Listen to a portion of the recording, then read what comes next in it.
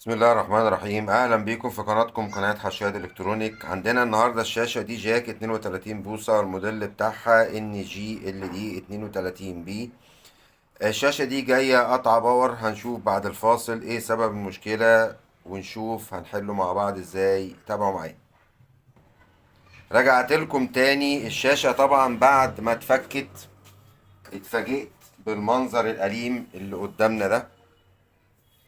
اوريهولك عن قرب زي ما احنا شايفين كده. شايف المنظر ده؟ عندنا الدايود ده كان ضارب متفحم عامل شورت، وطبعا في المقابل الفيوز ضارب. انا جيت هنا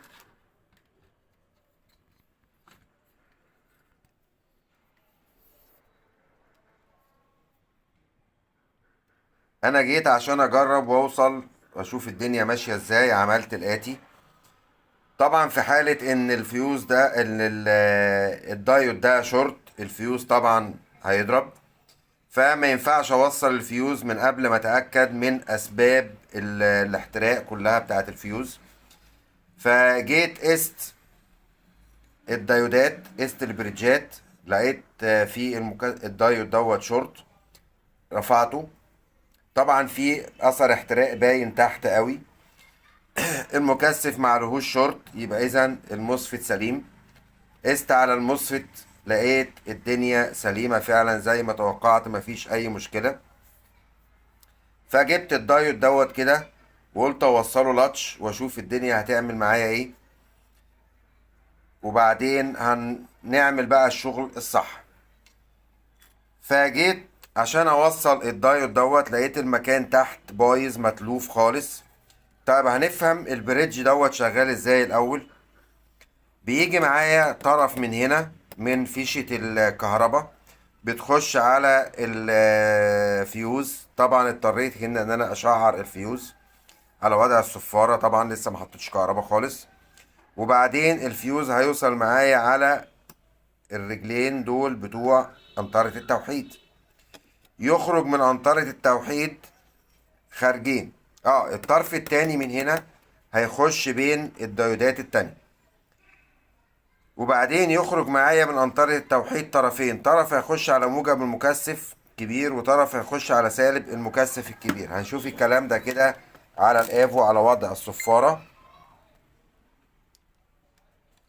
ادي احد اطراف السلك بتاع الكهرباء، هتلاقيه واصل هنا اهو، وواصل هنا.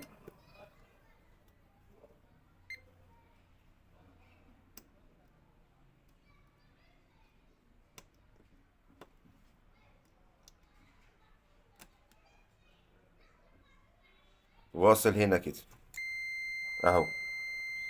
تمام كده. الطرف التاني هتلاقيه واصل على الرجلين التانيين دول. يخرج من الناحية التانية طرفين. طرف رايح على موجب المكثف اهو، اللي هما الرجلين دول، والرجلين التانيين دول المفروض ان هما يروحوا على سالب المكثف. فطبعا هنا بين الرجلين دول المنطقة اللي تحت بايظة مش نافعة خالص. فجيت عملت ايه؟ رحت واخد الدايود ده من مكانه. طبيعي اللي هيبقى متصل بهنا، يعني ممكن الحم على رجلين الدايود ده عادي جدا، ووصلت على طول على هنا. ده كده الجزء اللي متصل بالسالب، طبعا تالف من تحت. رحت موصل زي ما احنا شايفين البريدج ده. هحاول اوضحه لك شوية اهو. السلك الشعر ده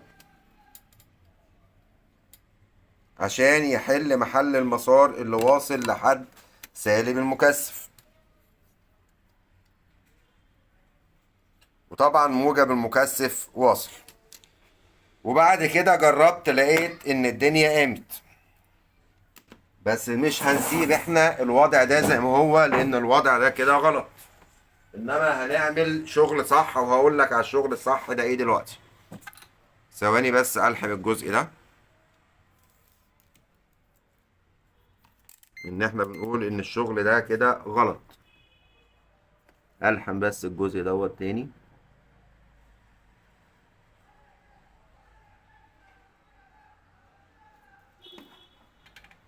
تمام بالشكل ده. كده بقى الدايد اللي انا حاطه لاتش ده تمام مظبوط. وبعدين زي ما قلت لحضرتك انا راجعت على كل الاسباب اللي هي بتعمل لي شورت في تعمل لي قفله على الفيوز فيضرب، اللي هما الفارستور والبريدج والمكثف الكبير والمكثفات الاي سي الاولانيه والموسفت، كل ده كده طلع عندي سليم. فبالتالي توكلت على الله ووصلت الشاشه بتاعتي على السيريا،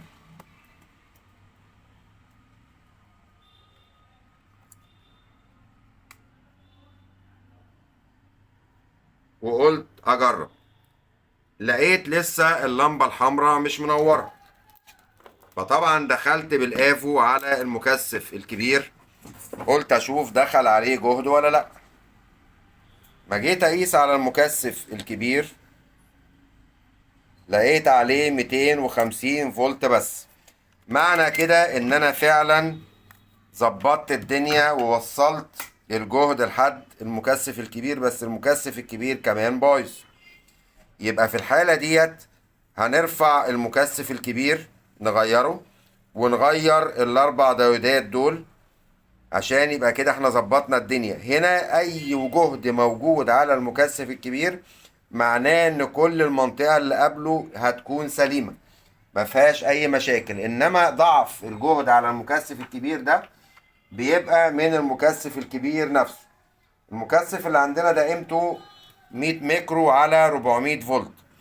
احنا مبدئيا كده قبل التقفيل برضو وقبل اي حاجة بنعمل انا حاجة كده انا ماشي بيها يعني قدر الامكان وبتنجح معايا بصراحة، ان انا هاجي هنا اقص الارجل دي بتاعة المكثف، واخلع المكثف ده نفسه من هنا، وهنجيب المكثف التاني نلحمه مكانه كده على الرجول مؤقتا، ونجرب ونشوف الدنيا هتعمل معانا ايه. تمام، هنكمل شغل في الشاشة ونظبط شغلنا ونغير أنطرة التوحيد كاملة ونخلع رجول المكثف ديت ونركب المكثف بشكل نظيف ونعمل تعديلاتنا بشكل كويس. مش تمام يبقى احنا ما اتبهدلناش وما عملناش حاجة كتير وما خلعناش البوردة من مكانها ونقول هنغير البوردة. فاحنا كده هنجهز الدنيا كلها على اللحام. ادي هنا سالب المكثف وهنا موجب المكثف بالشكل ده كده.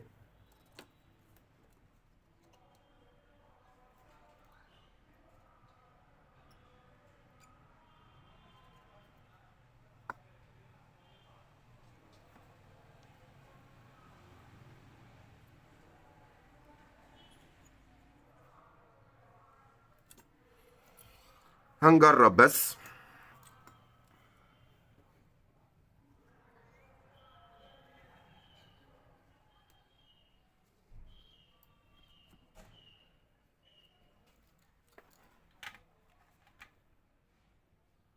كده احنا تمام. بسم الله الرحمن الرحيم.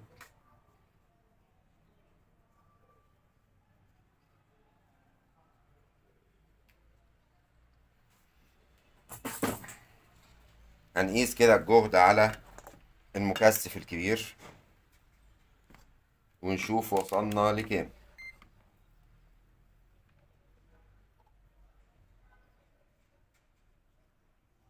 كده عندنا ال 290 فولت يعني ال 300 فولت.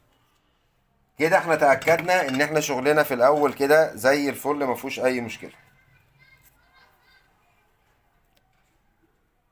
كده المفروض ان البوردة هتقوم معايا تمام، ما عندناش مشاكل.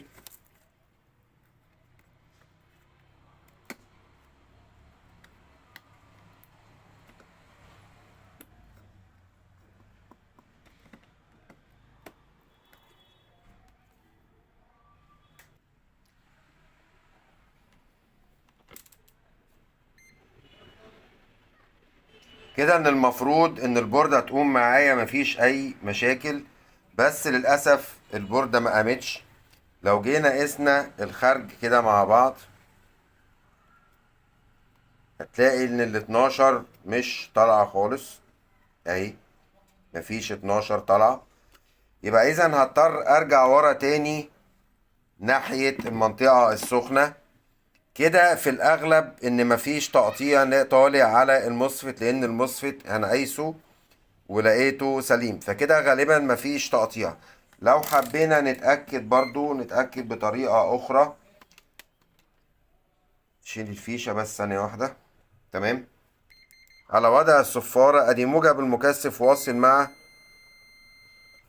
الدرين اهوت، ومفيش شورت على السورس. سالب المكثف هو اللي واصل مع السورس، يبقى اذا مقاومة حتى السورس بتاعة الموسفيت واصلة. يبقى انا مشكلتي هتكون في التقطيع كده، مفيش تقطيع. طب الحل ايه؟ الحل ان احنا هنركب دايرة اوسيليتور خارجية ونشوف. انا هجرب بالدايرة دي اللي هي دايرة التلاتة طرف الاوسيليتور 180 واط. هنرفع الموسفيت ده ونجرب ونشوف. وبقول لك كده باكد لك ان كل اللي انا عامله دوت هعيد تنظيفه واعيد تظبيطه من تاني. طبعا مش هسيب المنظر ده، انا عايز اوصلك بس بطريقة ان انت تقدر تحل العطل ازاي باقل مجهود ان شاء الله. هنشيل الموسفيت، حط فلكس.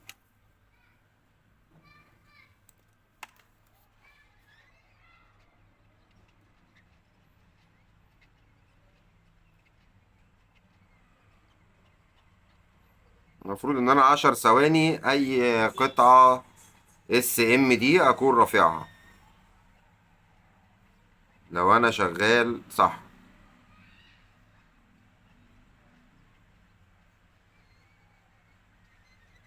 رفعت.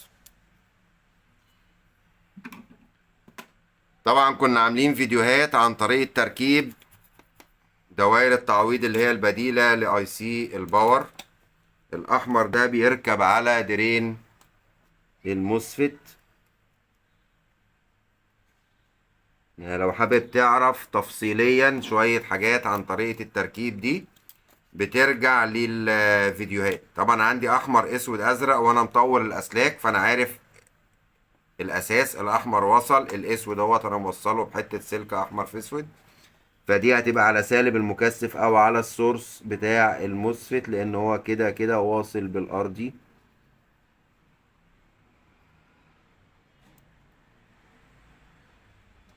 هكذا. والطرف الازرق دوت انا موصله باسود اهو، بيكون على رجل رقم 4 في الفوتو كابلر، لان ده فيدباك.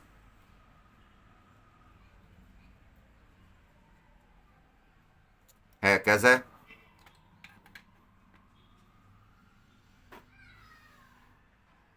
نفضي الدنيا وهنوصل كهربتنا. بسم الله الرحمن الرحيم.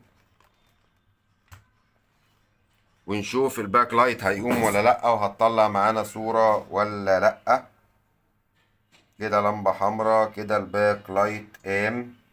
هوري لك الباك لايت اهو. باك لايت اهو قايم هنا. كده المفروض ان احنا تقريبا خلصنا. ثواني كده هشوف جايبة صورة ولا ايه ظروفها، الصورة كويسة ولا فيها مشاكل. كده الصورة ما شاء الله كويسة، ماشي حلوة. هنطفي بس. لو هتلاحظ هنا الباك لايت هيطفى كده اهو، طفى. فكده تقريبا احنا عرفنا مشاكلنا فين وعرفنا دنيتنا فيها ايه. زي ما انا قلت لك المنظر السيء دوت انا هغيره. والشغل الصح طبعا ان احنا هنشيل الاربعة دايود دول وهنوصل دايودات غيرهم، وهنربط سلكة قوية شوية بالسالب بتاع المكثف الكبير، وهنركب المكثف الكبير بشكل كويس، وهنركب دايرة تقطيع خارجية سواء ديت او السي اي 3/8 اي حاجة فيهم هتغني، لان الشاشة معانا 32 بوصة فسحب الوات بتاعها مش عالي. وهنظبط كلامنا ده كله. بأكد لك ان الصح بتاعك انك بتغير قنطرة التوحيد كاملة كل الديودات اللي فيها، وهنركب دايرة باور اوسيليتور، وهنشيل المذبذب من ورا خالص، او نركب بقى نشوف هنركب الدايرة دي ولا نركب السي ايه 3/8، اي واحدة فيهم هتشتغل معانا. اتمنى بس تكون المعلومة وصلت، وما تنسوناش من دعوة بظهر الغيب. شرفتوني.